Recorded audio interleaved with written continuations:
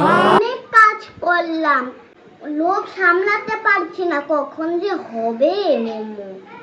1 2 3 গো। আমি তো ছোট মানুষ, ভালো মতো বানাতে পারি না, কিন্তু অনেক মজা হয়েছে। তাদের আয়েশা বুড়ি আজকে কি করছে দেখেন। এই যে মুরগির মাংসকে কিমা করতেছে, আমাকে হেল্প করতেছে। আজকে কি বানাবে? মোমো।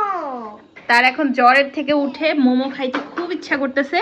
ভিডিওর শুরুতেই বলবো, যারা ব্লগ উইথ আখির নতুন মেম্বার, নতুন ভিউয়ার্স, তারা প্লিজ চ্যানেলটাকে সাবস্ক্রাইব করবেন। মাংস কিমা করা হচ্ছে, কেটেছি, এখানে হচ্ছে গাজরকে গ্রেট করেছি, এখানে আমার ময়দার ডো করা আছে, এটা আমি করেছি। দুই মা মেয়ে মিলে মজা করে মোমো বানাবো। চলেন দেখি আমরা কিভাবে মোমো মাথা বানাই। ওকে, মাংস কেটে নিচ্ছি। মাংসটাকে আয়েশা দেখেন হাত দিয়ে কিমা করে ফেলেছে। আমার মেয়েটা অনেক কাজের, মাশাআল্লাহ। অসুস্থতার কারণে 3 দিন বিছানায় পড়েছিল, এখন একটু সে কাজ করা ধরেছে।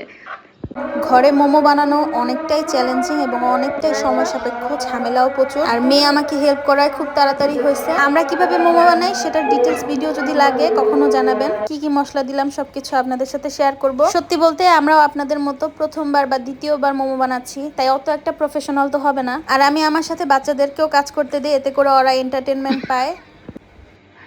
মাঝখানে এটা কি? মাঝখানে এটা গম্বুজ। আরে ভালো বানাইতে পারতেছি না, পরে এটা ভালো মতো বানাবো। আচ্ছা, ফাইনালি আমরা মামে মিলে এই মোমো বানিয়ে ফেলেছি। আচ্ছা, আমরা প্রফেশনাল ভাবে পারি না, যেমন পারি তেমন করেছি, পেটে গেলেই হবে, তাই না? এই যে আমি এটা বানিয়েছি। হ্যাঁ, তোমারগুলো সুন্দর হয়েছে, আর আমি একদম শর্টকাটে ডাম্পলিং সাইজ বানাইছি। চলো এগুলাকে এখন স্টিম করি। এই যে তুমি যেভাবে বানাইছো না ওইভাবেই বানাইছি। একটা জালি দিয়ে স্টিম করব, দিয়ে দিব সবকিছু। স্টিম করার পরে ফেরত আসতেছি।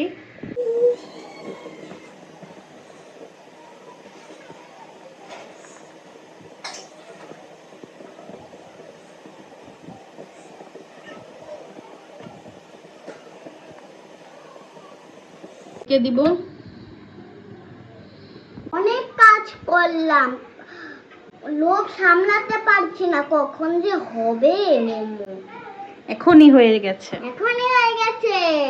ইয়ে, রেডি, 1 2 3 গো। আমার মেয়ের ক্ষুধা লেগে গেছে, তাড়াতাড়ি হ, তাড়াতাড়ি হ, লাইক বুঝছি। আমি তো ছোট মানুষ, ভালো মতো বানাতে পারি না, কিন্তু অনেক মজা হয়েছে। একটু খেয়ে বলো। খাবো তো, কিন্তু গরম। অসাধারণ। আপনারাও চাইলেন এইভাবে বানাতে পারবেন।